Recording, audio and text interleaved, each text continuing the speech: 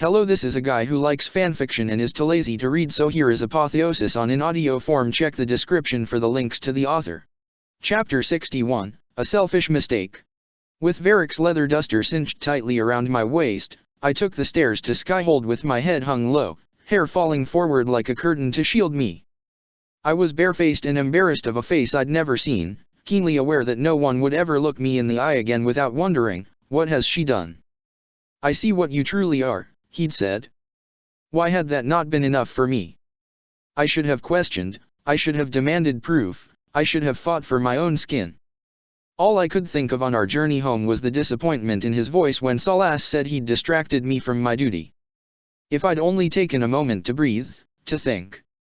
We found the great hall nearly empty but for a few dwarven craftsmen, and though I expected Cullen to appear at any moment, I felt oddly grateful for at least another day before everyone would start trickling back from the Arbor Wilds. Even the thought of convening the War Council triggered a fresh wave of panic. I hadn't been able to look at anyone but Cole, because he'd always seen right through me and his compassion was the only sort I would trust. Just as I reached the soft carpeting at the dais, the sound of a door being kicked in brought it to my sudden attention that Varric had slipped off somewhere along the way. You fucking piece of nug-humping shit. Before instinct could even spin me around at the gruff voice that echoed through the rafters, Dorian had draped an arm around my shoulders to forge ahead. Did you hear something? I didn't. What's this? The door to your quarters? Yes, well, then up we go. He all but shoved me through, and when I finally wheeled around he'd already leaned up against the door as casual as you please. I stared resolutely at the row of buckles down the calf of his boot. No, he hummed. I think not. No? You don't even know what happened. This, I gestured vaguely at myself, has nothing to do with Salas, so whatever Varric's. Even through the door, the magnitude of the crash could only have been an overturned desk. Then I suppose whatever's happening out there has nothing to do with you either. You're quite the egomaniac, aren't you? I folded up the veil and stepped through, catching my footing by the hearth just in time to hear Salas say, I understand your anger. I am furious with myself as well. But for now, we must focus on what matters. What matters? Ha. She's the only one of us that matters, how do you put it, the key to our salvation? And you dragged her out to a wyvern pit, cast some weird-ass spell, then left her unarmed and alone while the insane, darkspawn Magister obsessed with killing her is still on the loose. Whose side are you even on? Whatever you are trying to imply, Master Taith. I'm not implying anything, Chuckles, I'm spelling it out for you. That girl bounced back from a showdown with Corypheus that leveled a mountain, but after whatever the fuck you did out there she won't even look me in the eye. I flinched back, finding Dorian warm and solid just behind me, the both of us eavesdropping in a sort of rapt awe. Yeah, that's what I thought, said Varric after a time. What you think of me, child of the stone, is of little concern. I am here only to play God with my friends. Cole was too human, so you made him a spirit. Boots was too Dalish, so you took her tattoos. If you could wipe the sunshine off my face and bury me in the deep roads, you'd do that too. Taking the stuff that matters and pissing it away is your full-time job. Salas had become impossibly quiet, drawing in on himself in a way that made me more than a little nervous that he was about to launch into a detailed account of exactly who pissed away what, so I left the safety of Dorian's shadow to enter the war zone of the rotunda. The room was a disaster, the desk overturned, hot candle wax and plaster spilled across the rug, papers scattered everywhere, and hoarfrost ghosting all along the curving walls. Varric. He never took his eyes off Salas, just tugged once at the hem of each glove before letting out the sort of disgusted huff I'd come to expect from Cassandra. Every inch the cocky rogue, Varric walked out of the room like he owned the place, brushing his shoulder against my arm on the way out. Nice jacket. Once he'd gone, an icy chill remained in the air long after the frost receded. Salas looked at me, eyes darting to take in the ragged fringe of hair that now fell over my brow, the dried blood under my fingernails, the many scrapes and scratches that Dorian hadn't been able to heal, the mud caked all over. I had taken neither a restorative nor a bath, unwilling to part with the scars and the muck that hid the unbearable bareness below. Inquisitor, he said it softly, like a question. He'd stolen in to spy on my nightmare, but evidently hadn't guessed how far into the real world it extended. I didn't even have the energy to summon shame, because after so many demons wearing his face only to kill it, I could not stop drinking in the sight of him real and alive. For a moment I thought he was still my Salas, and for a moment perhaps he was. I'd kissed those lips only a day before, and only a day before they'd formed the word Vihanan. From there I was only one day removed from when the strength of his love alone had pulled me from the will of Mithil herself, when he'd held me so tightly I thought I would burst. Surely this was not over. But my arrogance brought me one step too close, and he rose up to his full height, clasping his hands behind his back and lifting his chin as he'd so often done in Haven.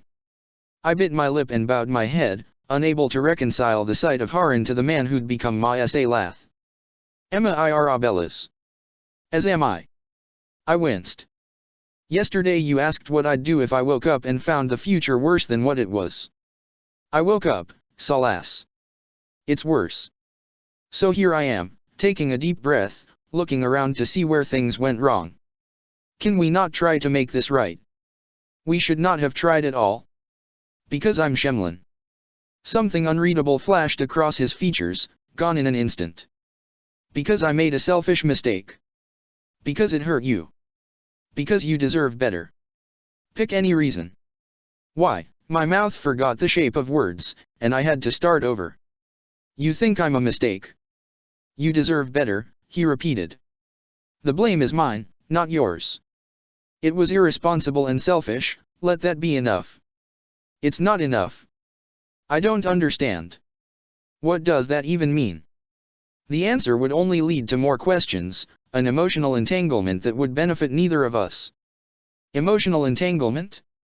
The coolness of his tone stunned me, and I thought of something he'd once said about spirits in the fade holding no more allure than brightly colored fruit. I'd discounted that once, thinking my Haran above temptation, but beneath that veneer of self-control I'd found a man of insatiable appetites. Had I simply worn him down? Had he only wanted a taste? Then tell me I was just some casual dalliance, I demanded, but I already knew the answer. Of course I was. Stacked up to however many millennia he'd been alive, a few months might as well have been a one-night stand. It would be kinder in the long run. I'm sorry, he said after a long silence. Harden your heart to a cutting edge and put that pain to good use against Corypheus. I left without another word, what more was there more to say? Vihanan was already hard and wicked sharp. Chapter 62, Clan Herellen.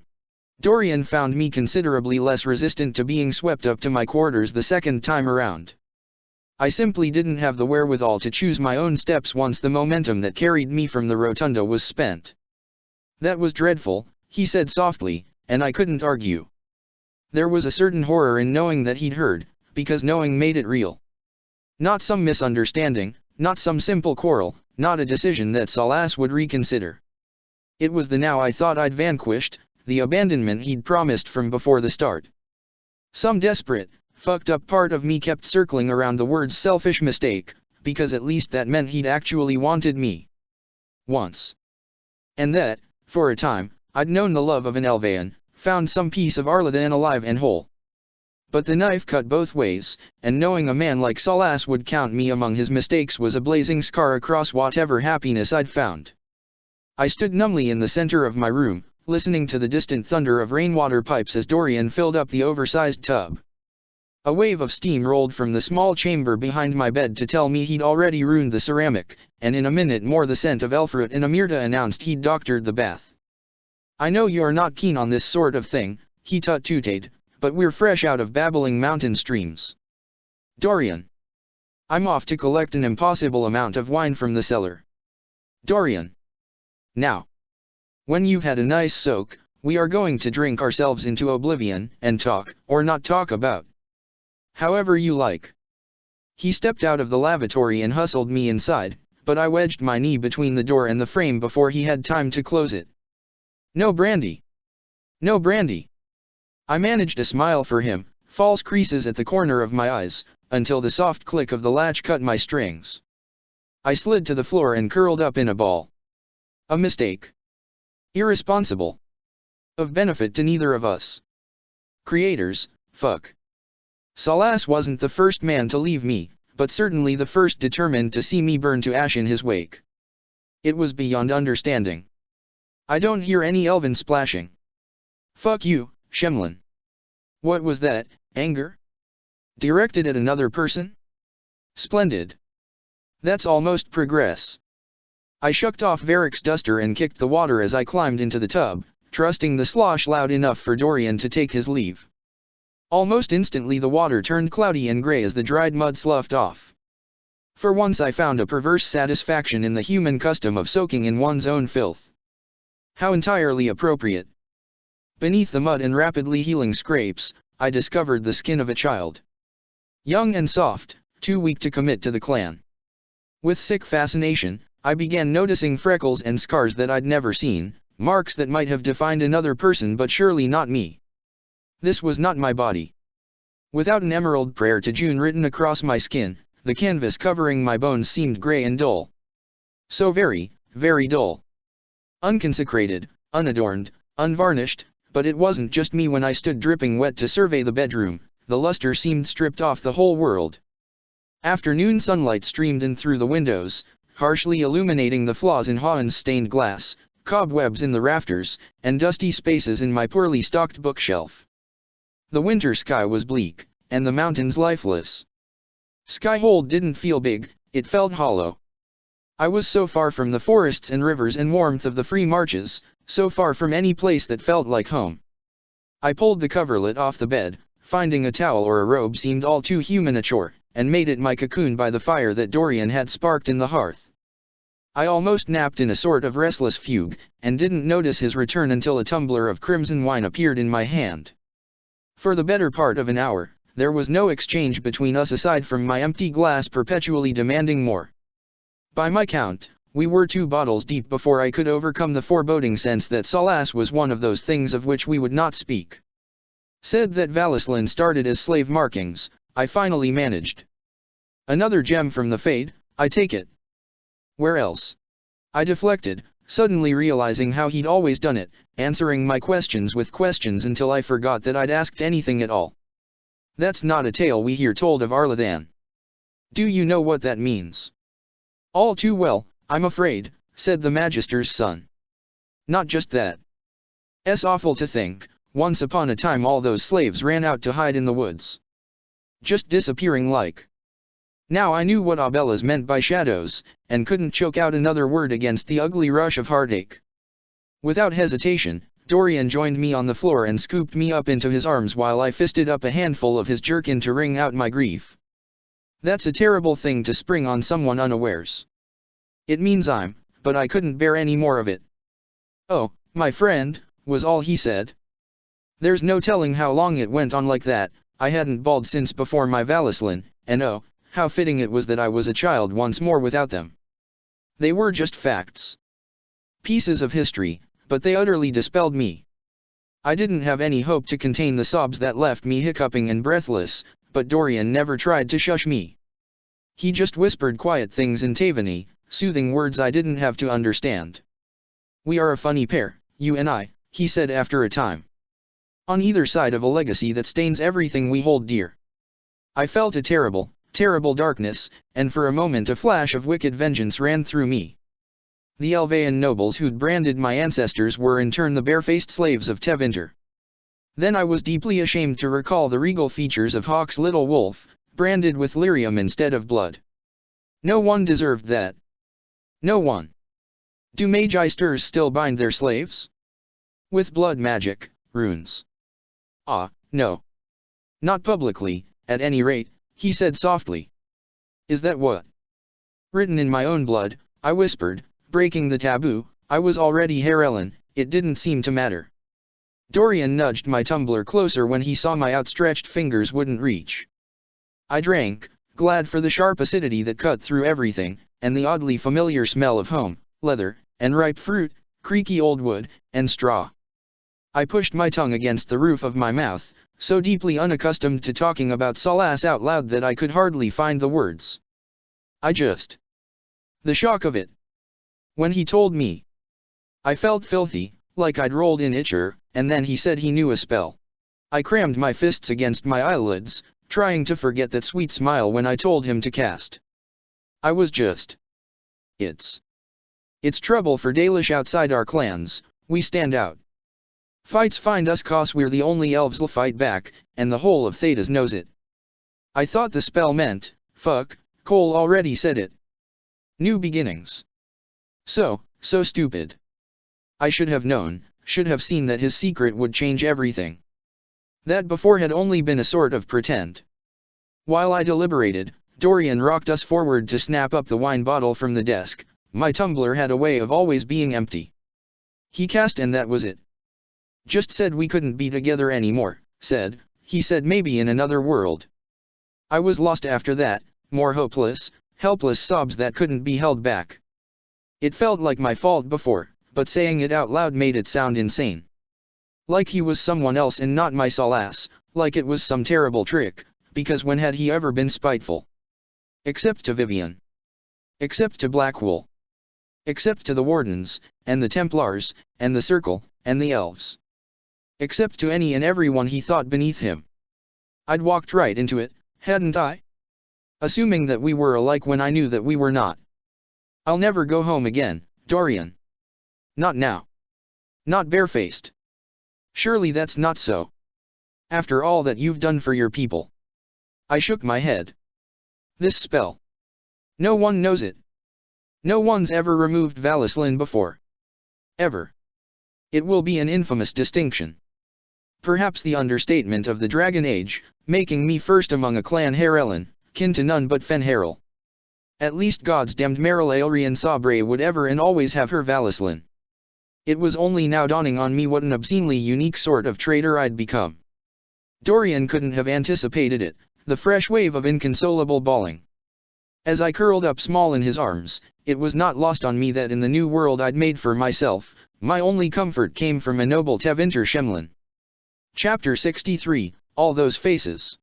I don't remember dreaming, but I suspected that I did. I woke hunched under a blanket by the hearth to find a kettle of tea on the fire, a warm mug in my hands, and a thick slice of buttered bread balanced on top the middle of a scene with no beginning. The very thought would have once sent me into a panic, but if I'd asked to forget something that wasn't Crestwood then gods, I must have needed to forget.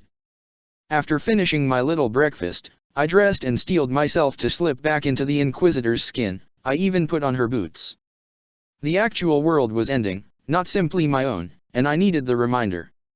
It was unconscionable that half our forces were still out in the field and I hadn't sent another raven, or even asked if one had come to us in return. Downstairs, the great hall stood empty, but I knew before opening the door that Josephine would be sitting behind her desk as always. She glanced up briefly as I crossed the rug by the fire. Inquisitor Lavalin, I.O. She broke off suddenly, mouth open a heartbeat too long. It was almost anyone's response to seeing the stark lines of Valislin for the first time, but it was something else to watch a friend react to their absence. "Forgive my surprise," she said at last. "Your faces, I thought those markings were permanent." "That makes two of us, I suppose." "I'm sure," she said very carefully. "Perhaps we could talk about other things, then." Smooth as glass, the Aunt of Anne's features returned to a mask of diplomacy, leaving me to fumble with mine in surprise. We spent countless hours together every day, around the war table, in her office, at the tavern playing Wicked Grace, even on the road when we traveled back and forth to Valroio while securing the Montaliet's nobility. Which was to say, I hadn't expected such a formal response. I felt my cheeks flush hot. When, exactly, had I let myself forget that this was Orlais? Any word from Commander Cullen? I fully anticipate his return by nightfall. However, Leliana tells me lingering injuries and skirmishes have kept the bulk of our troops in the Arbor Wilds. Let's hope Briola and Gaspard play nice without a chaperone. Indeed. Lady Morrigan believes we may have something of a reprieve while Corypheus reformulates his strategy. The delay may provide an opportunity for you to investigate some of the rumors coming in from the Emprise du Lion. It appears a faction of Red Templars have taken refuge in Soladin Keep. Soladin. Here are the reports, she said, handing me a sheaf of parchment. And some requisitions from Ser Morris. I kept my eyes fixed on the top paper: bear hide, Evernet wool, silverite, dawnstone. I couldn't help but wonder, if I'd been born human would they bother me with such errands, or would they find an elf to do it? Oh, and I should mention, the Council of Heralds has officially welcomed Lord Everest Lemark to the Orlcheon court. I felt a stab of empathy for Fairbanks. Your time to shine, Ambassador. Let's not leave him hanging. With a curt smile, I took my leave. If there was one thing Josephine could sell, it was the story of a reluctant hero. I took the stairs down to the Bailey two at a time. Though I heard the persistent thwack of Cassandra's practice sword across the way, I ducked into the tavern instead. The ambassador's mix of shock and indifference cut deeper than I cared to admit, and I needed to develop a better handle on my own response before seeking out the seeker. Cassandra was never one to mince words, and it would help if I had a few mixed reactions from familiar strangers to warm me up. For all that he guarded his privacy, Salas had left me with none. My bare face was as much a challenge to those who knew me as my Valislin had been to those who did not. Only the latter had been a privilege, proof that I belonged, while the curiosity of the former was an open invitation for anyone to pick at a wound that would never heal. The more I thought about it, the more it seemed to have been done for spite. Mercifully, Cabot gave no more than a deadpan inquisitor when I slid up to the bar for a whiskey and whatever the kitchen had ready to eat.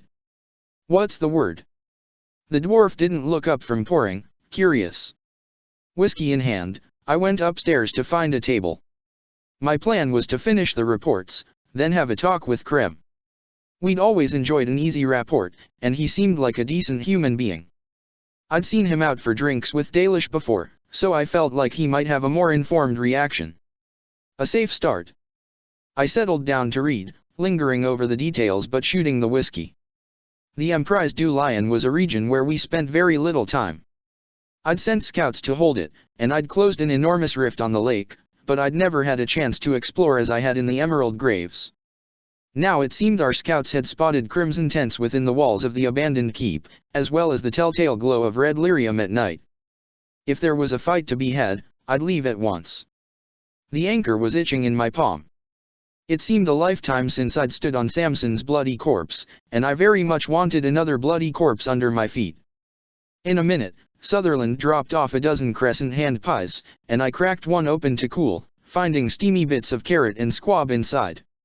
It would be some time before they were cool enough to eat. I had yet to enjoy the human preference for scalding hot food. "Hey you," came a chipper voice from behind, and a hand ruffling my hair. Sierra took the chair across from me, spinning it around to slump over the frame as she straddled the seat. She snatched up a hand pie and took a nip from the corner, sending a shower of flaky crumbs down her bodice. "When did you caught up with Kulkul Roundhaven, me and Blackwool?" "Bull. Everyone else still dragging ours through the jungle, I guess. Glad to be back where things make sense after the demon-worshipping lies of Mythal. I mean, it's impressive and all. You must feel like a tit for living in the woods, but, haircut," she trailed off, finally surfacing from her impassioned monologue to actually look at me. "What's going on with your face? Your elfie dealies are gone." She did this, needling at places that were sore. She did it all the time. Over the Dalish, over mages, over the creators, over Cole, over Salas, over elven glory, over the nobles I kept in my back pocket, over every god's damned thing, leaving a dozen sore spots between us. Yeah, they're gone. Long story. Look at your mouth, it's all pink and normal and shite. Is it? Because I still haven't looked. What, really? Definitely worth a look. Bet Elfie thinks so, she winked. The lie flew out faster than a spell. I didn't do it for him. Good, then. 'Cause that would be stupid. They're slave markings, all right. I relented. And I wasn't keen on keeping them after that. Happy. The Dalish, she laughed so hard crumbs went flying everywhere. They don't know anything. I mean, you know now, but they put on all this real elf stuff, and I knew it. It's all just fancy dress. Nobody knows anything about real elves except they're gone. What burned me most was that Sierra was right in more ways than she could have guessed. A mistake doesn't mean it's worthless, I said after a breath. We can choose to grow. There's that we stuff again, we means, us against them, but I like them, she laughed. All those faces. That's just funny. Those faces are my brothers and sisters, Sierra, fuck. Maybe you shouldn't doodle on if you don't friggin' know what it means. Get the fuck out. Pissy, she said, somehow making it 5 syllables. Sierra snapped up another hand pie as she stood, weaving through the empty chairs, grazing her fingertips across each tabletop between mine and the door to her cubby. I sat seething for a moment. She and Salas had been trying to scrub the daylish off me from day one, and now that it was done neither of them could fathom why I'd even care. Like I'd just changed the goddamned shade of my lipstick. I jumped up after her. I'd be damned if I kept pretending that having her around even made sense. Varric was my archer, Cole was my shadow, and Sierra only ever picked the lock on doors better left shut. What? She said when I followed into her little room. I said get the fuck out. Of the tavern. I live here. She flopped down into her pile of pillows. Skyhold. The Inquisition. Orleans. Take your pick. Just like that. The question sounded as incredulous coming from her as it had from Salas. Just like that, I repeated. You said you like them more than us, so go on, I'm sure they miss you.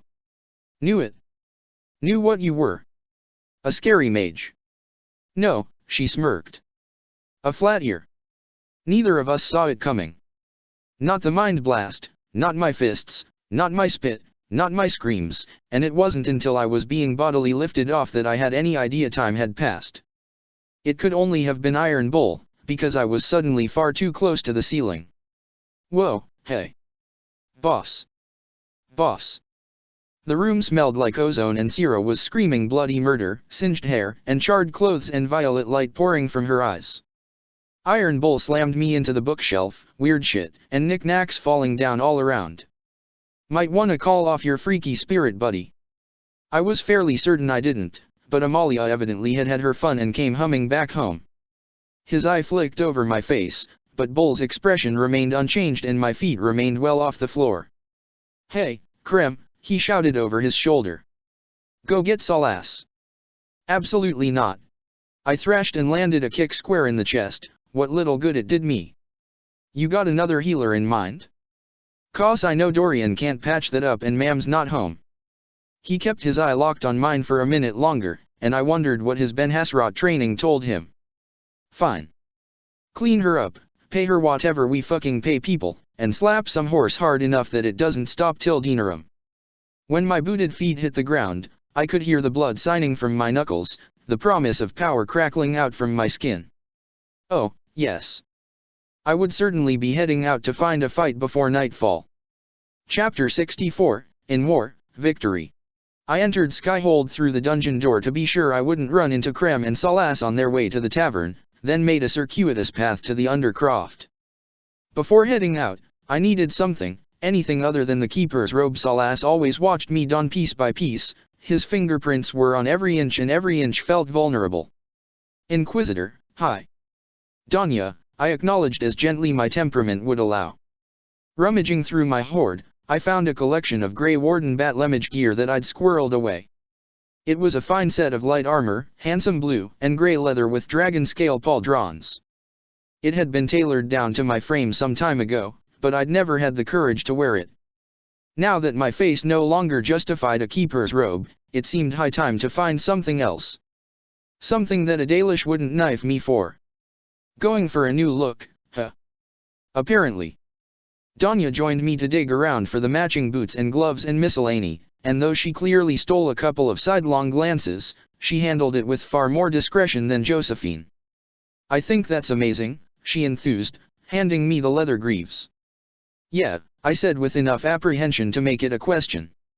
Elves and Grey Wardens. Two great looks that go great together, I've always said. Well, not always. Just since I met the hero of Ferelden back when I still lived in Orzammar.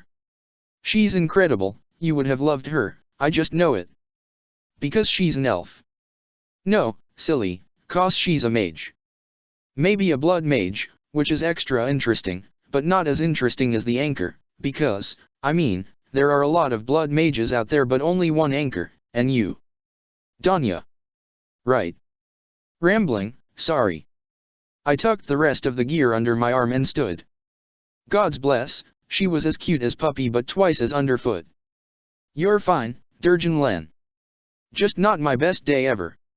Maybe you should take a lie down. That always helps. And Coco. Wait, you're saying Neria Surana was a blood mage? She blanched. I didn't say that. I don't know that, not really. Not for sure. But. Well, I only met her a few times, but she always had a lot of angry-looking scars, like Freshger. You know?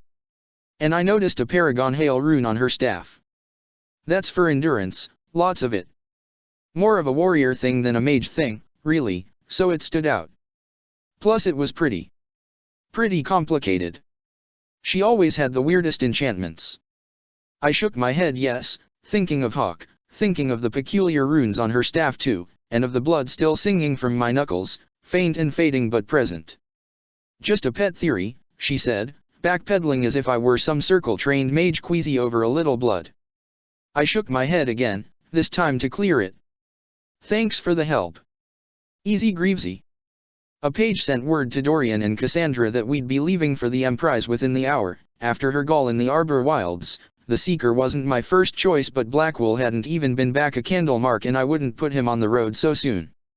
I hated to deprive Dorian and Bull of a proper reunion, but growing up under Deshana I never felt comfortable being the only mage in a party and... well.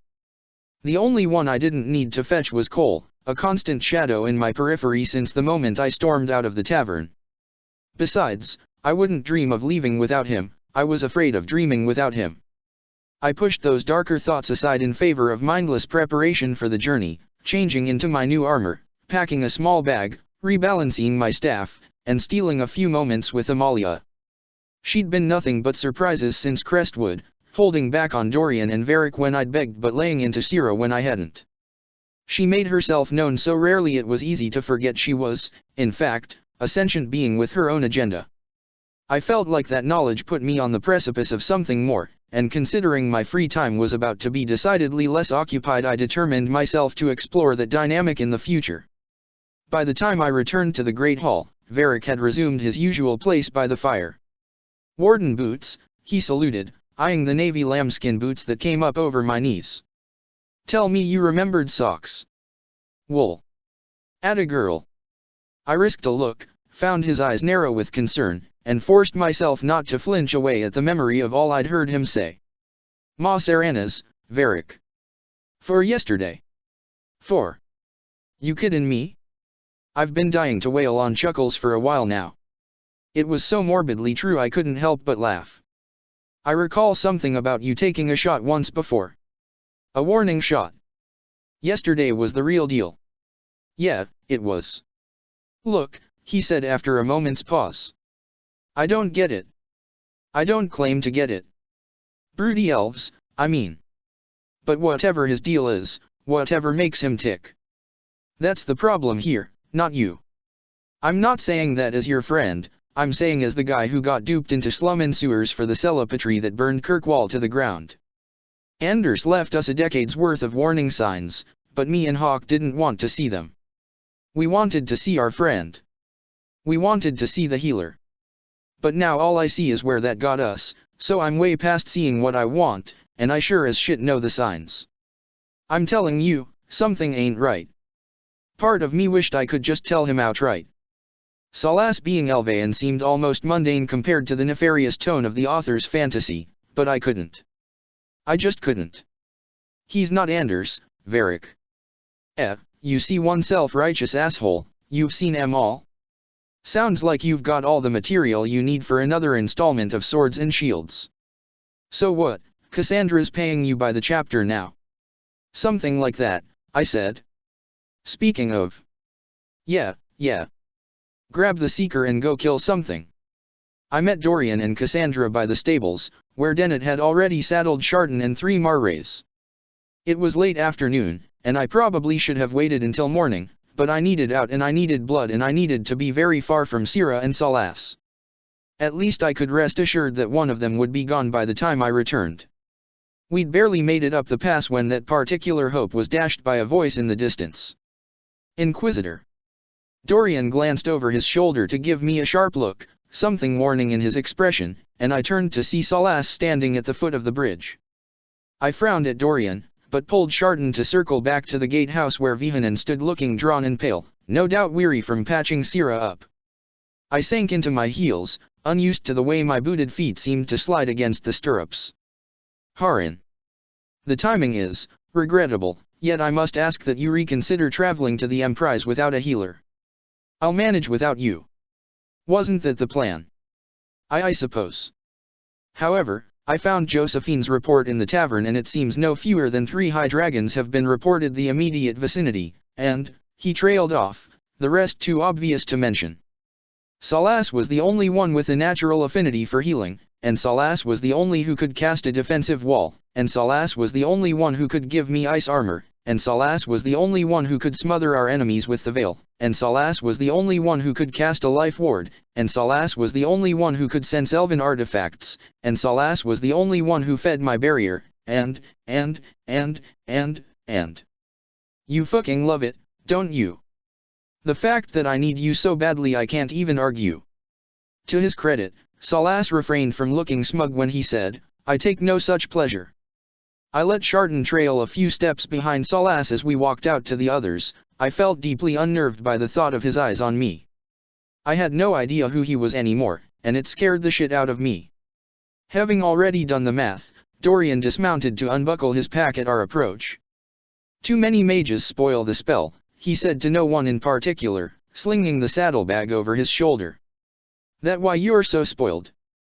Dorian had the decency not to grin from ear to ear, though he did rake one hand through his hair in a particularly dashing sort of way. I'll miss those field rations, drafty tents, and lumpy bedrolls. I slid from Chardon's back to land ankle deep in the snow, and Dorian draped an arm around my shoulder as we walked back to the bridge. When I could no longer hear the clink of Cassandra's armor against her saddle I felt reasonably certain Salas wouldn't overhear us. Healer. Oh, for honestly, Rial, that's why we have potions. I know.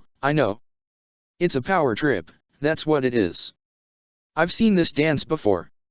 All the rage in Minrithis. The thought hung in the air, uneasy.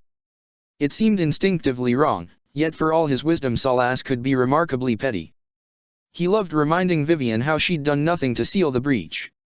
He reveled in testing Dorian's grasp of the veil, toying with bull and chess, gambling until he'd left Blackwell with nothing but a bucket for his bits, and constantly batting at my knowledge of elven lore. It filled me with a sick sort of dread. Had stripping off my Valislin been another way of saying checkmate? No one's breathed a word to Cassandra, by the by. Dorian tipped his palm back and forth, as if to indicate a dicey situation. It won't come up. If it's not in Varric's book or the Maker's, she's oblivious. You've got a point there. You should tell Bull, though. He deserves an explanation after that bit with Sira. The Iron Bull? If I happen to see him. Dorian bent to kiss my cheek, landing perfectly in the hollow place that had never been marked by my Valislin. Chapter 65, A Private Moment. After navigating down the mountain path and trekking south for an hour, we finally reached a broad plain where we no longer had to ride single file. We fanned out a little, Harin taking point with Cole while Cassandra and I rode nearly side by side. By sunset we could see Sarnia in the distance, crimson light turning the terracotta walls a brilliant ochre visible for miles. It unsettled me how nearly normal things seemed on the surface. How many times had the 4 of us journeyed out together? But now there was a sickness running beneath it all as I longed for solace in place of this stranger. Some crazed part of me kept thinking something awful had happened, tranquility without the sunburst or possession without the spirit.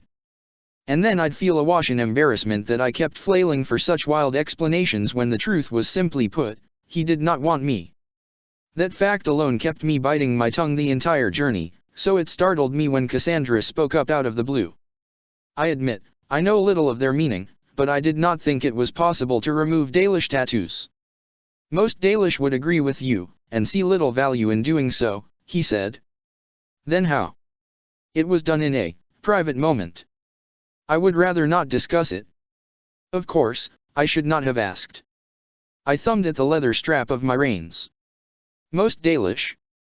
But what galled me most was his feigned wish for privacy, as if his offer hadn't changed the most public thing about me. I wanted to rage, but it was not for him to see. He'd already seen every piece of me, and I would not give another.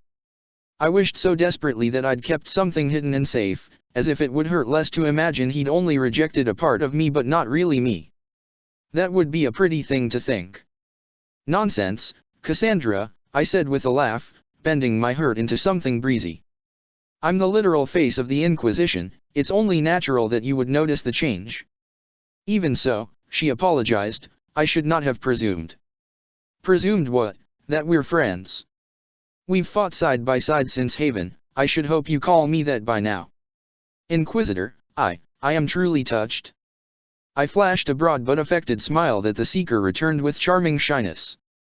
Even so, she said no more on the subject, though I suppose that was for the best. I discovered the depth of his indifference in Crestwood, no good could come of trying to provoke a reaction now.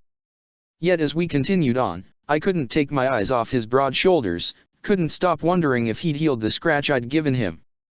In a tent, in the arbor wilds, with me hanging on so tightly and trying not to make a sound. Gods, I hadn't known it would be the last time. It hadn't even been his name that I whimpered, he'd asked for the other, and it was so fucked up. He was so fucked up. That darkness didn't seem to matter when he was mine, but now it was turned against me. No rhyme, no reason, just his unshakable certainty that I had been a mistake, or some half-assed platitude about deserving better. Better than the man who called me Vihanan? The anchor flared in my palm, bleeding straight through the glove like it wasn't there, and I must have made some small sound because Cassandra turned to look at me. Inquisitor. I flexed my hand at the unexpected ache of it. There's a rift, too actually. That much was true, at least, but Salas would see through it.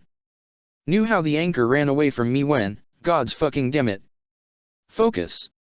I finally extinguished it and exhaled through my nose, pacing out calming breaths to be sure it wouldn't flare again. They're not close, I twisted in the saddle, maybe 5 miles? Due east, but that's the wrong direction. Let's press on to the Highgrove camp. We could have turned in for the night at Sarnia, but Amalia first came to my dreams in Highgrove. She was the closest thing I had to a secret, a spell that no one else could master. If there were anything I could do to bolster that connection, to grow some new piece of me that was mine alone, then I would. As we moved in deeper through the blown-out rubble that had once been a village, I saw a glint of sunlight on metal as the imposing figure of a chevalier stepped into view. I hit the ground in an instant, languidly drawing my staff to meet him. Gaspard had called his chevaliers to the arbor wilds. Whatever his appearance, this man was something else. The warrior was almost painfully Orlchian, honey blonde hair that fell to his shoulders and the sort of sun-kissed tan that had never no pallor. He seemed unfazed by my grey warden armor, but his eyes trailed to the tips of my ears. That sort, then. Long way from your brethren, Ser. No longer sir, simply Michel de Chevin. At your service. I know that name, I said carefully, suddenly giddy that he could not recognize me as Dalish. We have a mutual friend. Oh. That is glad news, few hold me in such high regard these days. What is our friend's name? Miris. It was instantaneous, his look of utter confusion, the violet mist that swirled up from the ground at his feet, the sharp turn of terror as he inhaled the nightmare, and Cassandra's startled what?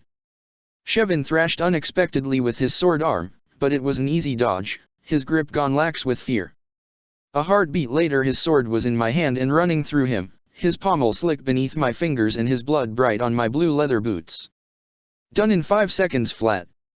Not enough to smother the pain in my chest, not enough to quell the hunger in my palm, and certainly not enough to atone for what he'd done to Clan Vernon, but I'd hoped for blood by nightfall and I had it the closest I'd come to satisfaction since I stood atop Samson's corpse, oblivious to the world slipping from my grasp. Chapter 66, Call me Imshael. Call me, Imshael. My heart quickened the moment I heard its name. I couldn't have become a necromancer under a man like Vyasanaxes without also making a thorough study of the Forbidden Ones, 4 of the most ancient and powerful spirits known in Thedas. According to lore, they revealed the secret of blood magic to the very first mages. The Warden defeated Gaxkang the Unbound during the 5th Blight, and Varric swore that Hawk pried her favorite staff out of Zebunkek's bloody fingers. Perhaps blood mages were more willing to bite the hand, but I was not interested in joining their ranks if it meant killing the penultimate forbidden one.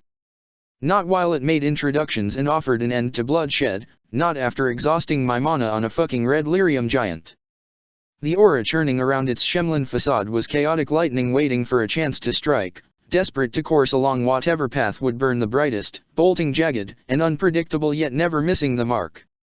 Alluring because, however I tried to make my magic steady and bright like the flame in a human hearth, lightning was the element I understood best.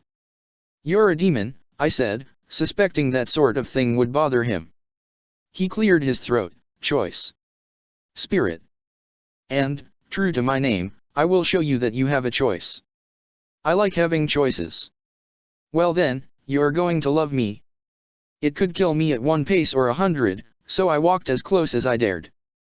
Close enough to feel the illusion of warmth, close enough to see the simulated pulse flickering at its neck, close enough to inhale a distinctly human scent, close enough that I could only think of Imshael as the man it chose to be.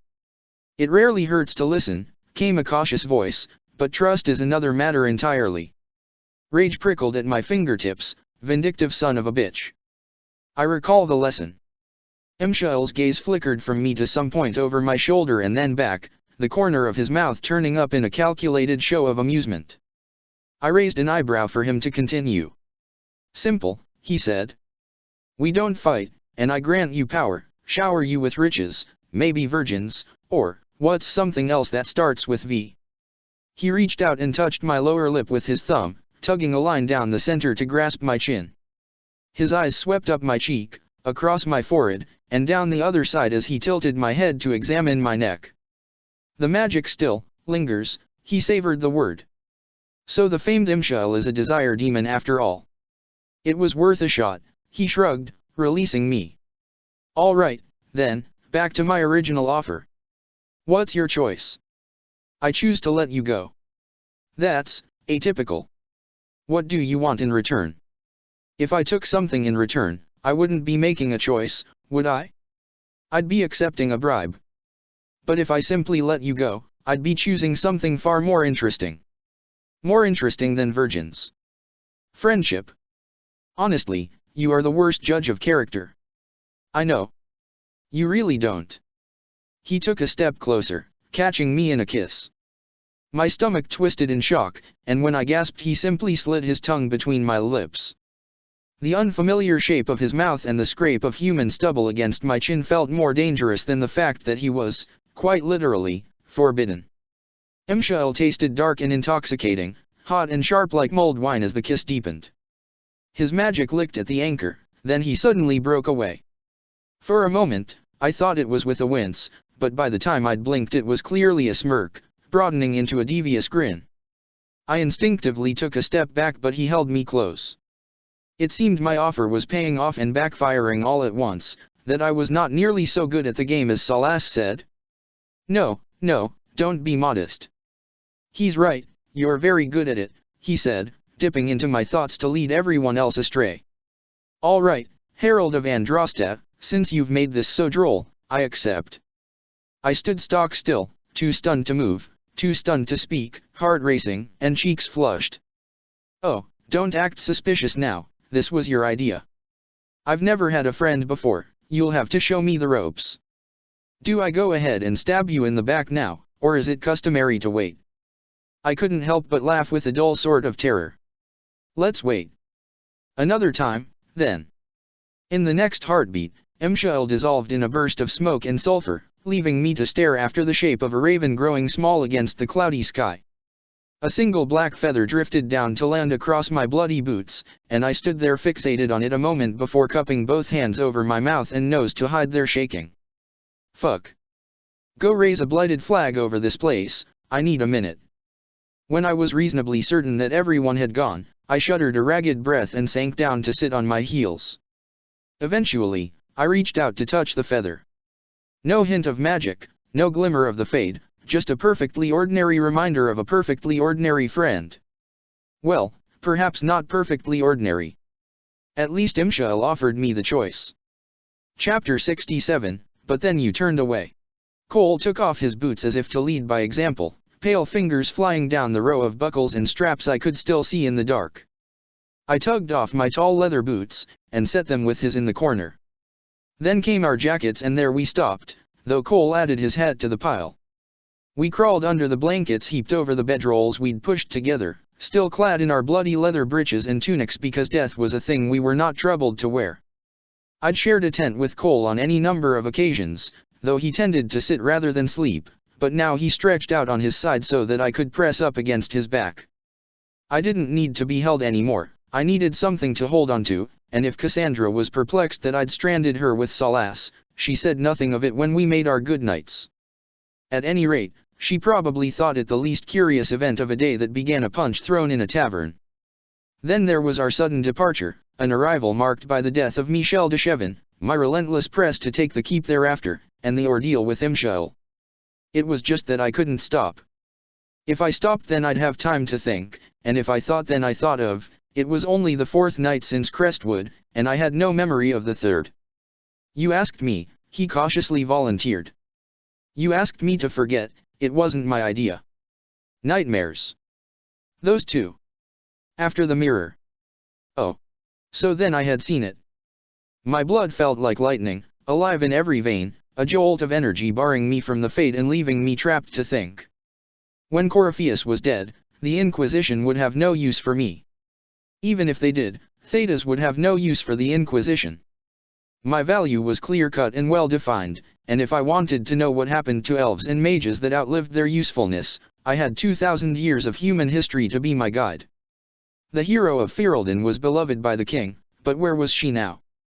I had no lover or king to protect me, not that either had done her any good. I could work with Briola and Valroio where everyone wore a mask, but my Dalish accent would give me away. I could pretend to be a city elf and find some clan to take me, explain that my mother was Dalish, that she'd told me the tales, something to excuse an excess of knowledge because if it were ever known that I'd been first only to give away my Valislin, I'd be lucky to get Fenharel's teeth and a 10-minute head start. We could be a little vicious about betrayal. But if I were quiet and careful, if I did not use the anchor, if I failed to mention the time I physically walked the Fade, I might find a clan who needed a mage badly enough to take a talented flat ear without asking too many questions. Every day a lie, all of it, forever, I could be Salas. I tightened my hold on Cole's arm, fisting up the rough cloth of his patched tunic and pressing my forehead between his shoulder blades, panic rising in my chest.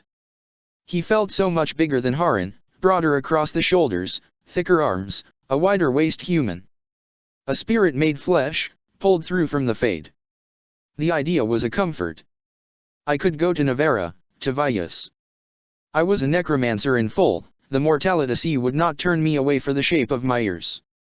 Not with a spirit like Amalia. I could discover new magics, forgotten things, make a home among the spirits living in the dead, collecting secrets of my own, pieces of me that Vihanan would never know. The tension loosened a bit, my breath came a little easier, and I broke through the veil and into the Fade, a fitful sleep under blankets in a memory of the tent. The pup follows, said Amalia, her accent bending the last word. But Cole was not there, and I rolled on my back to look up at the spirit sitting behind me. She wore a dark purple tunic bound at the waist in black leather, with her bronze hair parted down the middle and falling in tight corkscrews all around. She reached down to brush a few strands of hair from my face. Outside the tent I heard commotion, one panicked voice crying Vihanan, please. And another more calm and sure that replied, you can't hurt me. It was like that all night, demons begging me to leave the protection of Amalia's tent, and Cole keeping them at bay. In the necropolis, she said to distract me, I would be always at your side. She hummed a strange tune, a lullaby of some forgotten age, and kept her vigil through the night, fingers tapping against my skin. A rhythm, a ward against the night. Then, my forehead was pressed against Cole's tunic once more, and the red canvas of our tent was aglow with sunrise. I was no longer exhausted, but weary from dreams without joy. He used to take me to the shining places. I used to wake flush with mana. Are you all right? I asked, worried that Cole spent the night slitting throats with the face of a friend. No, it's not like that. Not pride but desire, horns black and spotted skin, the voice of a woman. Are you tired? No. I stopped them from hurting you. They don't mean to, they long for longing, use angles of anguish to cut through control, but it provides no pleasure. Makes them angry, eager, anxious to soothe the suffering, consummating, consumption. Have you ever wanted to possess someone? No. It would be wrong to help only one person. Being me means many more hurts have healed. Ma Serenas, sweet Cole. I'm stealing so much of your time. I like helping, but he should not have hurt you. I held on to him tightly for a moment more, then kissed the crown of his head before tossing back the blankets and dispelling the fire rune beneath us. I flaked off some of Michel de Chevin's blood from where it had dried on my leathers, then shrugged back into my dragon scale pauldrons, buckling the straps tight across my shoulders. My boots were gone, though, so I made no point of keeping the socks. Good day to you, Inquisitor, a Shemlin greeted me when I stepped from the tent. Morning, Scout. The air outside was fragile, crystalline, and my breath came out in soft clouds that seemed to hang where I left them. Behind me, the cliff face that loomed over Highgrove Camp was heavy with ice, enormous stalactites glittering in the morning light. Everything was still so quiet, small sounds coming only from buckled boots against the hard-packed snow as a handful of recruits changed their watch. I went to the campfire to stand by Cassandra, who was crumbling a chunk of hardtack into a steaming bowl of broth, dunking each piece under with a spoon and waiting for them to regain some semblance of flavor. She offered it to me, but I shook my head. I'd take a restorative and call it even. I'd lost my appetite somewhere in the fade. A raven came for you this morning, she said suddenly, handing me a silverite tube. Oh. I will never understand elves. She looked at my bare feet in the snow. How are your toes not black with frostbite? Our skin is different, he said, startling me because I had not heard him approach. A part of the elemental forces rather than apart from them. Inquisitor. Harin. I did not turn from Cassandra to look at him, but a hammered tin mug came into view, held delicately from the top by 3 slender fingers. After an instant of hesitation, I took it, cupping the bottom and captivated by how gently he released it to me. It was insane that desperation could spring from anything so mundane, but there it was. My Vihanan, a perfectly cordial stranger. In the next moment he offered a second mug to Cassandra, but she turned it away, half-heartedly gesturing with her bowl of breakfast to explain. I took the opportunity to wander off to the mouth of the cave where Sharton and the horses were tethered just inside.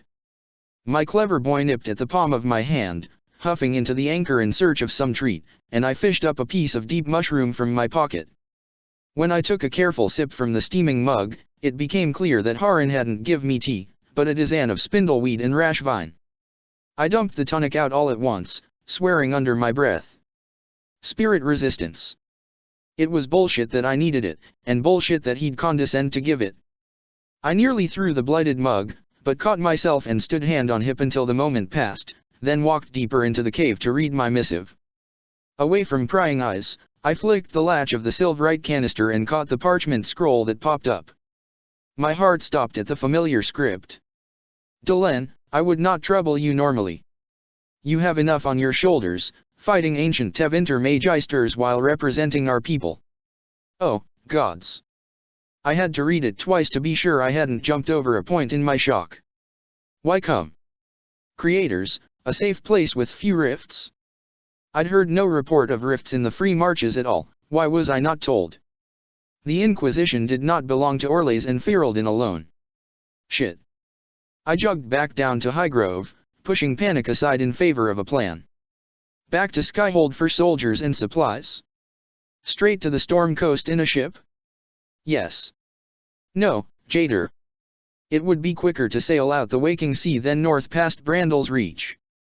Bandits, I could handle. Rifts I could close with support from Deshanna, maybe Joven to get some blades in the battle, a complement of archers at a safe distance. It would have to be enough. If the raids were so bad that outside help was needed, I could bring no one of my own. Lavalan's archers would be picking off Shem and Flat Ears on sight. I scrubbed a hand over my bare face, waited for the nausea to pass. Creators, fuck. Inquisitor, if you have a moment. Not now, I brushed past the requisitions officer, then called over my shoulder. Get a saddle on Sharton. Cassandra jumped up from her place by the fire. What? Where are you going? Jader. Check on the mines if you like, head back to Skyhold. I'll send word when I can. I nicked my staff from the tent, and my bag, then emptied the potions table of every vial of lyrium and restorative in the drawer. I had gold enough for more, but I'd save it for a ship. I darted back to the cave and a scout handed me Sharten's lead, which I slung over his neck before clipping my bag to the saddle. Inquisitor. So was at my elbow, far too close. You cannot mean to go to Jader alone. Mercifully, Cole was on it, bandits, armed and heavily armored, outnumbered hunters. Rifts in the valley, Delenn Mahilani. Your clan has moved so far south. No, why come, I just need a goddamned ship. His fingers laced around Sharten's bridle even as I mounted. You cannot. I absolutely can. I shoved a bare foot against his chest to push him back and he caught me by the ankle, skin-on-skin contact that took my breath away. Look at me, he demanded, but I could not. He adjusted his grip, reducing the world to a band of heat stronger than any shackle. Then listen. It will take a fortnight to reach Wycombe, even in fair weather. The Inquisition has allies in the Free Marches, use them. Send a raven, let Nightingale move against your enemies. He was right. Whatever he thought of me, he was fucking right. Even so. There are rifts in the valley, no one else can close them. I must go. Then go from Skyhold. Go prepared. I looked up at him then, the first time I'd really seen him since Crestwood. The moment our eyes met, he released me as quickly as if he'd been burned. Arlasa Malarivas, said Cole with staggering slowness. You are so beautiful. For one perfect instant, the raw, ragged pain of everything that followed fell away, forgotten, and I remembered what it felt like in between that heartbeat and the next. His mouth on mine and the overwhelming certainty that I was precious and beloved, that I was beautiful, that I belonged. I had not remembered that my first reaction to the skin he'd scrubbed clean had been bliss. However compassion sustained that moment, the thread holding me aloft was cut and nothing would keep my head above water. I was drowning. Blood in my mouth, my heart in his hand, panic, dread, the sight of him walking away. But then you turned away. Why? I had no choice. Salas said it so quietly that it seemed like something from a dream. She is barefaced, embarrassed, and she doesn't know. She thinks it's because of her. You cannot heal this, Cole, he said. Please, let it go. Mahilani, I thought, but it must have been a prayer and Cole the only god to ever answer. He hurts, an old pain from before, when everything sang the same, he whispered, one pale hand curling around my ankle where Salas had held it. You're real, and it means everyone could be real. It changes everything, but it can't. They sleep, masked in a mirror, hiding, hurting, and to wake them. Cole gasped suddenly, fingers relaxing even as he lost his grip on something else. Where did it go? He turned around odd and angry. I apologize, Cole. That is not a pain you can heal. The words twisted into me. I'd been real for a time, but then came Abella's and a spark of hope that he would not die alone. If his people still lingered in Othenera, what need for companionship would he find in a shadow? I dug in my heels and Sharten was off. Salas had millennia to sort it all out, but Clan Lavallan did not. The quick blood in our veins would bleed out all too soon, and neither the humans nor the Elvaean would mourn us. Please, Cole, tell Leliana. Send skirmishers to Wycombe. Tell them I ride to Jader. Chapter 68, Even her lies are true. The trip itself was hell. I'd never realized how wide a berth the humans gave the Dalish. Not so a bare-faced elven woman, drunken sailors propositioned me almost continuously, but offered payment only once. And when that particular Shem turned indignant, a silver was rather generous considering the going rate, I spared him the nightmare of Amalia by restricting myself to a blade. Besides, the last thing I'd needed was a ship full of assholes wanting to kill the mage. Landing in Wycombe wasn't exactly a relief. I knew its streets better than any other in the Marches, having come to buy lyrium and metal work for the Aravals any number of times, but I failed to own the crowds as I had before. Once I'd been a torch, drawing the attention of those sheltered within the city, noble brats eager to start a fight, and flat ears curious about a life they'd never know. Every trip had been a whetstone to sharpen my ears, but now the blades were dull. I felt like a ghost of myself, invisible. Just another elf. I'd shed my grey warden armor back in Jader for something less conspicuous, but traveling robes would be of no use in battle. I found a mage goods shop tended by a tranquil who helped outfit me in deep green snuffler leather and a full-length cloak trimmed in fennec fur with slits in the hood. He reassembled my staff for a nominal fee. I'd taken off the blade, grip, and enchantments so it could pass for a walking stick, then allowed access to a small room where I could reattune it. I certainly felt safer afterward, but it wasn't until I'd escaped the city and begun my descent that I felt secure. In the open valley, I could defend myself in ways that crowded streets would not allow. Well, not without casualties, anyway. So strange, venturing out on my own. Ever since the conclave, I'd grown accustomed to constant companionship. I hadn't been alone in any meaningful way since days spent crawling along the mountainside after Haven, waist deep in snow with the anchor flaming against the pain of a dislocated shoulder and a broken wrist. The night that it took an hour before fields of barley and pumpkin gave way to wilderness, and from there I tracked Lavalan easily. Our Phelan marked the way, little stones stacked and warded to stand in face of the elements, each whispering directions to the next. I touched one, wondering if my sister had been the one to cast the spell. When the colors finally shifted at the edge of the woods to indicate an active camp, I pulled up my hood. The tip of each ear peeking through the slits would have to be introduction enough. I'd not test the shock of my bare face against my clan's wary nerves. In the logic of a heartbeat, no archer would stay her hand. If the roles were reversed, I'd suspect an abomination. Not even the rumor of a spell to remove Valislan survived the fall of Arlathan, but demons roamed wherever the Dalish wandered. These woods in particular were home to many strange things, myself included. Even so, Wycombe had always been safe haven. The city faced too many threats at sea to bother a quiet clan on the fringe. Besides, we were the ones who kept bandits at bay, and killing them was its own reward. We never looted their bodies because we had no interest in their filth, and, in turn, the farmers never seemed to mind if a few sheaves of wheat went missing, if a few rows of corn were felled. We weren't stealing and we weren't buying, we did as we pleased and the humans gave us our due. Knowing Abellas, the arrangement no longer seemed so proud. But it was one that had worked for decades, and it could be no coincidence that bandits a Lavalan could not handle came while a Lavalan was Inquisitor. No, this sniffed of the game, and it boiled my blood that a tendril of Shem politics would creep out to poison the woods where I was born. Over the soft sound of bare feet on pine needles, I heard a bowstring pull tight as an old friend assessed me a potential threat. My staff fell as I raised both hands, and I let the tremble of a different sort of fear speak to my harmlessness. My barrier would hold through the first volley, but if I were forced to defend myself, no words would calm them. The anchor would flare, the mark would be unfamiliar, and 1,000 arrows would fall. I might fade step and be free, but the chance to peacefully reintroduce myself would be gone. So there was no relief sweeter than the harsh elven man who stepped from between the trees, feral grin splitting the mask of Elgarnan. He flipped his daggers with feigned effort like some cocky show-off who'd never seen real battle, and his sapphire eyes held an affected leer as if he were searching for anything other than the shape of a blade against my thigh.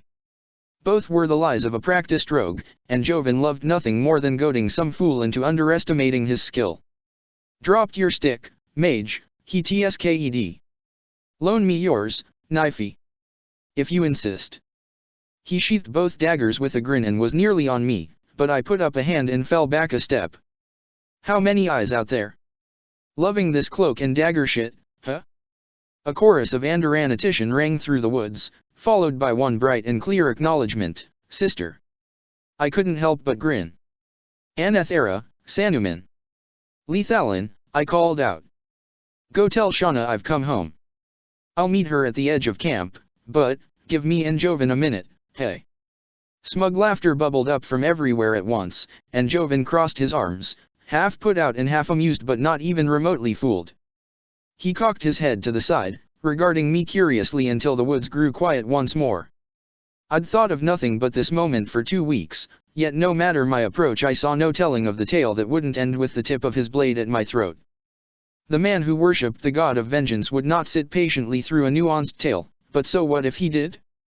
I had no proof of what Salas claimed or evidence that he was even Elvean, much less a single reason for the Dalish to trust what he'd told me. If I stripped away what I felt, Salas left me with nothing but dark and damning facts. The fact was that he said trust was a mistake, the fact was that I didn't listen. The fact was that he offered me a choice, the fact was that I asked for nothing in return. The fact was that I disowned my people, the fact was that I abandoned my God. The fact was that I would have regretted nothing if he would have stayed by my side. The facts were unforgivable, but the truth was that I'd lie. Istama Ethoriel didn't think you'd actually come. Joven paced away from me, tying up his dark hair and cracking his neck to either side. Told her you would. It's my mess. Someone's fucking with you to fuck with me. Your Shem, Jester, did good work. Noticed the bandits wore Durgenlen armor, came out swinging Templar blades. That's the sort of money only Tony'd piss away. He meant Antoine, the Duke of Wycombe, not that I'd ever expect to hear a proper title on his tongue. Interesting, he's thrown more money at the Inquisition than Prince Vielle. Ah, Shemlin friendship. As priceless as gold and twice as malleable. I've missed you, my essay. Then why hide, Suverai alas, did Andraste disfigure you? I pulled off my glove and held out my palm, letting only the faintest light seep from the anchor's scar so that I did not startle him. Not Andraste. Don't care if your whole face cracks and glows like that, take off the hood. It's called the anchor, I continued, letting it pulse brighter until my whole forearm was consumed, because it tethers me to the Fade, to a creator's magic. His breath came a little quicker. Which god? I don't know, apparently a jealous one. What do you mean? I wouldn't play a round of Diamondback with Joven for all the gold and thetas, but I'd found the perfect bluff. No one knew how to remove Valislin, no one knew how the anchor worked, no one but Salas or some elven god could contradict me, and neither would interfere. Vihanen took nothing that I did not freely give, but I'd not let the rest go without a fight. The anchor won't tolerate any other mark of magic. Joven wet his lips, thinking it through. Not a mage, real ass. Add it up for me. The same magic that branded my palm dispelled my Valislin. Elgarnan, he swore, taking a step back. Maybe. I just don't know. One of my advisors says that if we recover the orb that tore the veil we can determine which god binds me, but I don't know that I'll ever be free of the anchor. I don't know that I can ever take up Valislin again. Show me. I didn't dim the anchor when I pulled back my hood, because if Durain had taught me anything it was that a flair for the dramatic could make even the most mundane spell seem like magic of another order. I needed the accident in my palm to bathe the choice on my face, I needed the touch of a god to transcend the touch of a man, I needed Joven to see the herald instead of Herellen. Either way, it killed a piece of me. Joven was the first boy I'd ever kissed, the first man I ever loved, and the first Dalish I'd ever betrayed. The half of his face that wasn't forever cobalt drained of all color, and he exhaled as heavily as if something had knocked the wind from him. Fingers so nimble they could pick any lock were shaking as he reached for me, feather light to brush away my fringe of hair. You look like that girl in the creek. 13 years ago, thin sliver of a moon, air so humid and thick the fireflies were swimming. Bathing alone, a song to June in my heart but not yet on my skin, and a black-haired boy stealthing into the water. A pinch, a turn, my complete surprise, then one kiss followed by another. Now his hands were on my hips and his forehead bent to mine, a gesture that I returned without caring how falsely I'd earned it. We stood there forever, sheltered by the woods of Wycombe, wind in the leaves above and the weary earth I'd been named for beneath our toes. Chapter 69, aware of the metaphor. I don't know how long we stood there, only that the tears on either of our cheeks fell for different reasons. Joven saw the Dalish rising, our gods returning to walk among us and restore the days of old, but I'd seen the days of old, one generation of slaves giving rise to the next and millennia spent bowed before murdered, mad, or missing gods. I doubted even Mythil when I'd nearly drowned in the well of sorrows. It was Salas, not the goddess, whose voice cried out the loudest. If she'd been murdered, how mighty could she be? So while we scrabbled for the past and paid homage to silent gods, humans laid claim to a future bought with subterfuge and gold. And that was all well and good so far as Wycombe was concerned. My prayers had brought me nothing, but I played a pretty game. We should go, he said after a time, tugging up my hood in silent confirmation that the sight could not precede the story and that the story could not wait. It wasn't safe for us to linger. Leliana's skirmishers had pushed back the bandits, but the archers we'd banished for privacy left a gap in our defense. We were on stolen time, the Duke would not sit idle. Joven took my hand in his to lead me through the woods. We walked along in a silence punctuated only by the muted jangle of bone and crystal enchantments dangling with Imshael's feather from my stave. Lethalin moved beside me like a whisper, and it felt so strange to walk shoulder to shoulder with an elven man at my right. Salas seemed to always tower at my left, and if I really let myself think about it, that explained everything. How long could it take to look at a mark on my hand? I'd asked him once. Longer than you might think. I was a mystery, after all, and Salas a collector of the arcane. Catching sight of Inquisition banners fluttering between the branches was nothing compared to the jagged sail of a dozen arrivals. I was home at last, returned to a place where I'd already said my goodbyes. I supposed it a twisted gift from the anchor. In another world, I'd have died at the conclave. In another world, I'd have some keeper's heir in my arms. In another world. As we approached, Deshanna and Fenen walked out to wait for us in between statues of Fenharel. A red-headed girl leaned casually against the wolf with one hand resting on his muzzle, watching intently from behind the fiery mark of the hearth keeper fresh and raw across her face. It took just a moment for the realization to hit. Gods, it was Adolin. It was all I could do not to run and scoop her up. She'd cried so hard when I left, she'd thought it was all her fault, she'd called fire that I'd had to smother in my palm.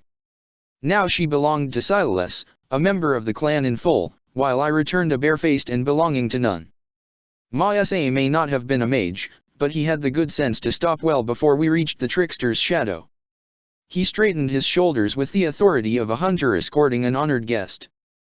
Keeper Istima Etheriel, Joven called out, allow me to present her worship, the herald of Andraste. Fenen twitched back a smirk, tucking a strand of silver blonde hair behind the point of one ear and relaxing his posture in defiance to Shemlin titles and Shemlin gods.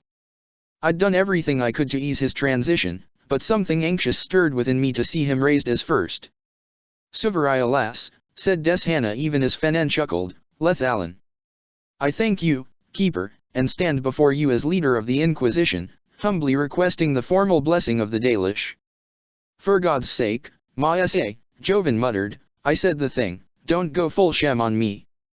He was fucking brilliant, though, letting his brashness provoke Deshanna's grace. She thrummed her fingers along the iron bark of her stave, then tipped it in my direction. Andaranatician, Inquisitor Lavalan. May the dread wolf never hear your footsteps. I felt a subtle shift in the veil, her magic aligning mine to the wards set around Fenharel. Morrigan mocked the practice of spirit warding as a superstition, but she'd clearly never wandered into a Dalish camp uninvited.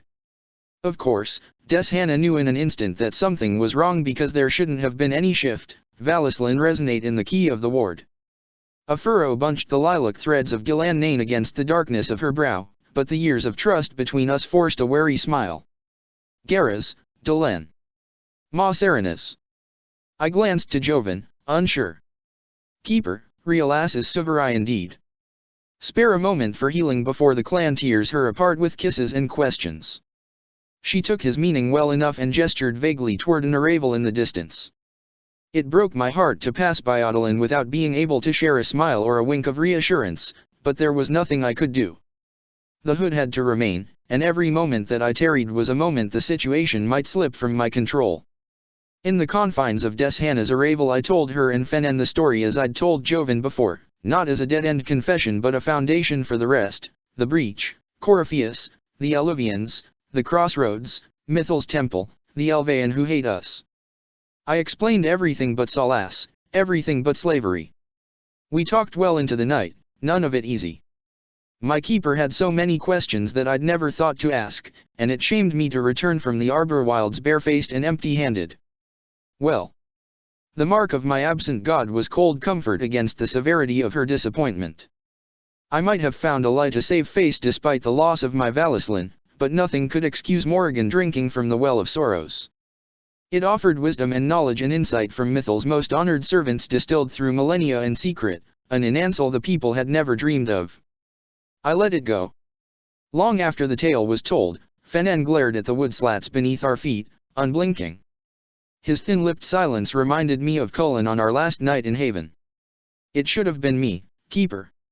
I agree, Lethalin. The both of you, she said sternly, a familiar warning. It remained a bitter point between the two of us and Deshanna. Fenen was 4 years Haran and a hunter in full before his magic manifested, only brought to Lavalana's second 3 years back. He was ill-suited to quiet routines of a keeper and would have gladly gone to the conclave while I would have gladly stayed, but Deshanna believed taking Odalin as second would create an imbalance with the clan. Some Dalish were willing to risk it, but we shared a grandfather with Deshanna and she would not to reduce our mages to a single bloodline. Not while Fenen promised diversity. Whatever his inexperience for the time being, whatever his restlessness, he ensured the clan would not lack for mage-blooded children. That meant either Odalin or I had to go, so I'd invoked Vir Sullivanen and agreed to be Deshanna's spy in exchange for my sister's place as second. Delenn, I grieve that you have been apart from a clan for so long. You bear burdens for the people in one hand and Shemlin in the other, gods both real and imagined pressing in on all sides. But you have no keeper, you have no first, and there lies the madness of he who hunts alone. I clenched my jaw, with a spark of divine magic in my palm. It didn't feel like a metaphor. She took my left hand in hers, a pulse of healing magic soothing over me, but Fenen wasn't the only one aware of the metaphor and more focused on felt. What if it is? He asked, stirring a cold knot in my heart. I can think of only one creator not sealed in the beyond. Do you think that has not occurred to me, Fenen? I said. Of course it had from the start, but I never let myself dwell on it. If we spoke of casting bets, Shauna said firmly, I would not wager on an outnumbered dog. And which other god would lick the blood from her face? The slap was instinctive, defensive, and only barely suppressed. Tread carefully, first. The both of you, Deshanna repeated, intolerant of how swiftly we strayed from our measured tones. Grind fear beneath your heel, Lethalin. Bella's keeper, he said, perhaps even sincerely. Delenn, she turned her brown eyes on me once more, do not mistake your brother's fear for an accusation. We can only wait and hope this relic is one day recovered for the people that we may all know which god to praise for healing the sky. It was the most generous thing any keeper could have said under the circumstances, but I did not fail to notice that her eyes flickered to the naked finger of my left hand. Chapter 70, Band of Three. It actually came as a relief when Deshanna finally traced her fingertip along the faded scar in my palm. After Salas, after Dorian, after Fiona, after Vivian, after Hawk, after Haan, sitting still to let a mage test the anchor had become a familiar routine. Far more familiar than my keeper's quiet disappointment. Besides, it would take more than the thread of tension between us, the fear of Wycombe, the anxiety of the rifts, and mutual exhaustion for 2 Dalish mages to abandon a chance to examine a creator's magic. To make the most of the Araval's narrow confines, Fenen reclined into the bow with his legs bent to make a space for me to recline against him in turn, with Deshanna kneeling at my feet.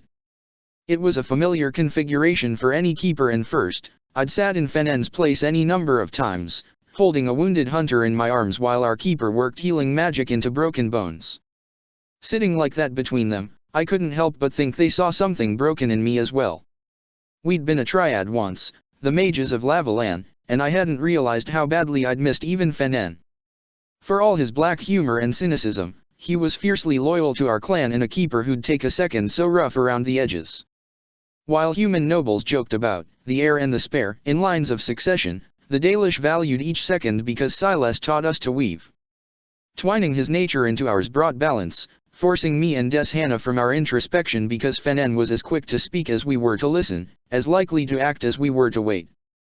I should have gone from the conclave to braid my magic with another clan, but I'd been unbound by the breach. Looking back, it seemed inevitable that Salas and Dorian would become my closest friends, my own grasping way to complete the band of 3.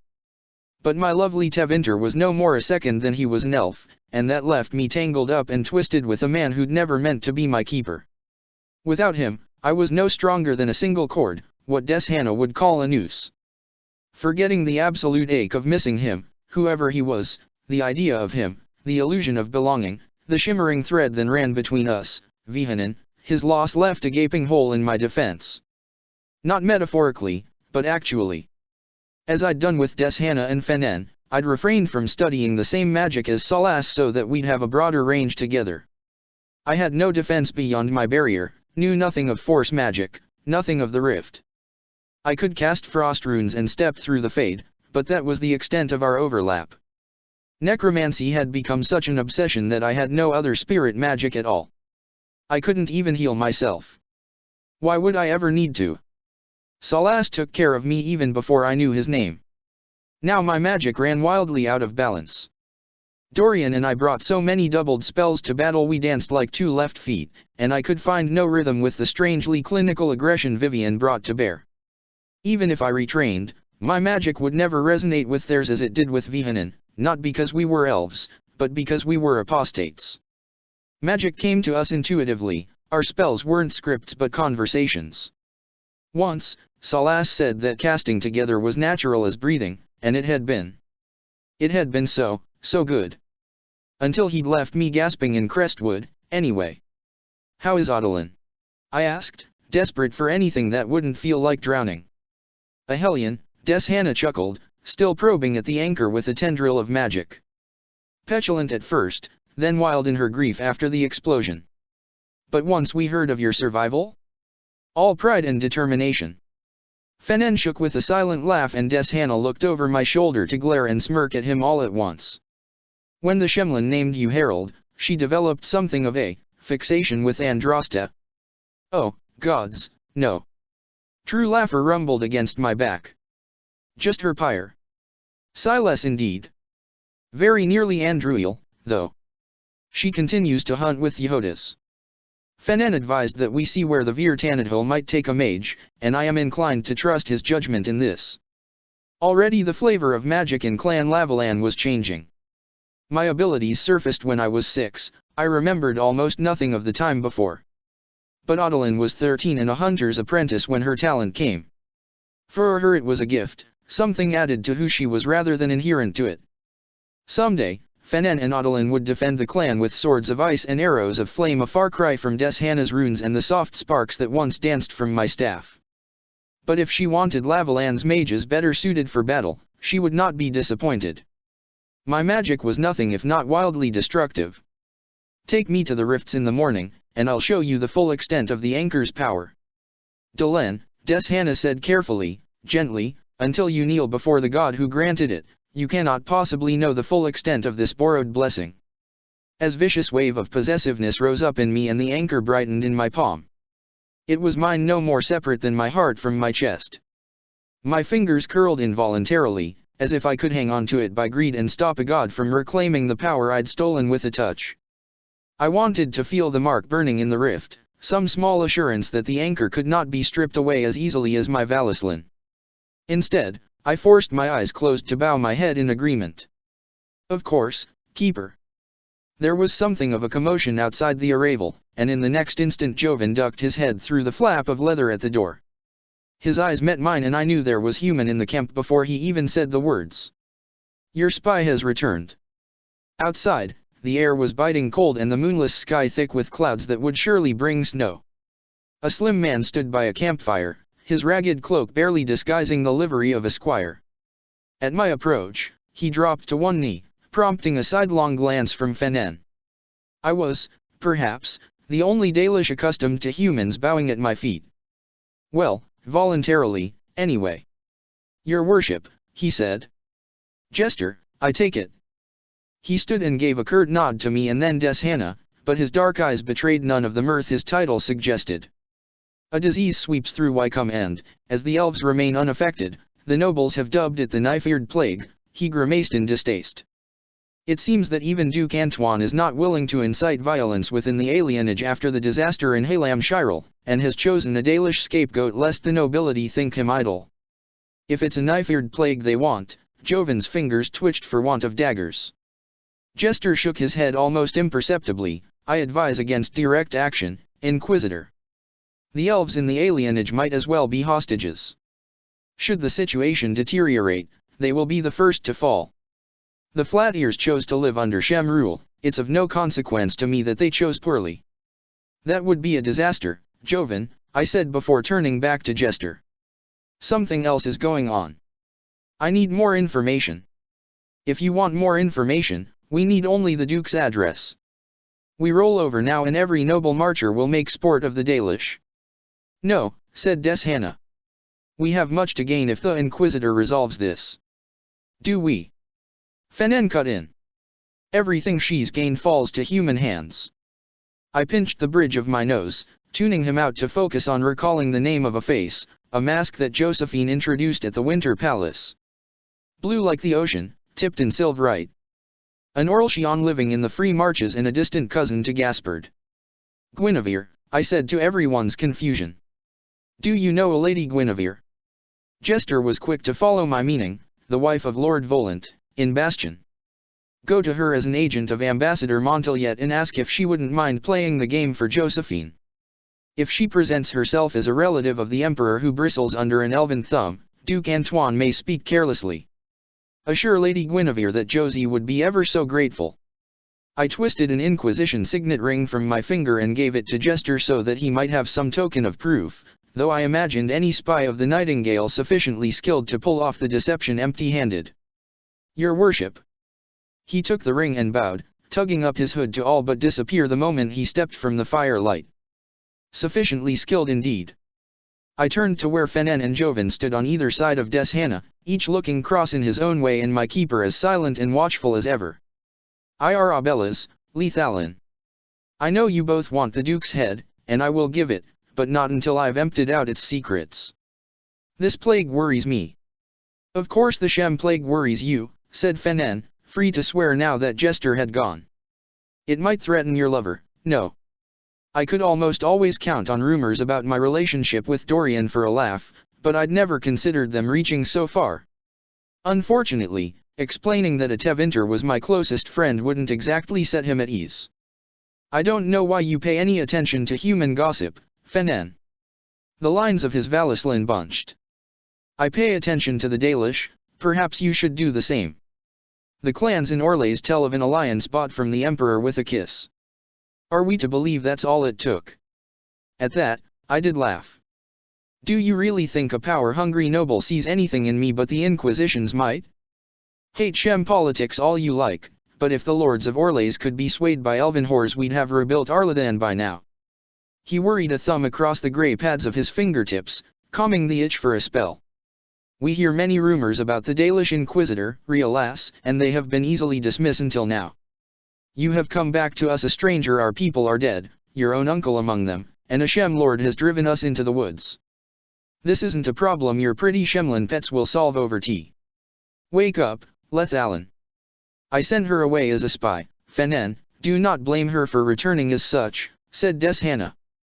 Her Inquisition has enjoyed only success, she will not fail us. Has she not already? Watch yourself, first, said Maese, not knowing that I'd already lost the high ground. Watch yourself, Hunter. Our Lethalin walked the Vir Abelassin and gave Mithel's boon to Ashem. What? Joven rounded on me, eyes narrowed at the implication even if he didn't understand the reference. Is that true? It's not that simple. It is for a Dalish first, Fenen shouted, why would you not submit to the will of Mithel? The answer was unspeakable, Salas. I stood in silence a moment too long, then spilled out a tumble of pale truths that played no role in my decision. The Elvaean guarding the well advised against it, my companions advised against it, and our enemy was nearly on us. Everything happened so fast, and I feared a conflict with the Anchor's magic. I made the wrong choice. Emma Arabellas, there is nothing else I can say. I watched you for 3 years, said Fenen. We disagree in many things, but never in our devotion to the creators or the people. Your air always, obnoxiously, on the side of duty. I dread what burns in your palm if you felt its power would conflict with the All-Mother. His word choice was lost on no one, but I couldn't defend myself without making it worse. I regretted giving up the peace I'd found in the Well of Sorrows as sharply as the loss of my Valislan. Yet in some sick way, it was a comfort to know my Lethalin required a power as great as Fenharel to believe that I would abandon Mithel. Elvaean or no, it was so much worse that I'd simply done it for a man. Check the description for the links to the author.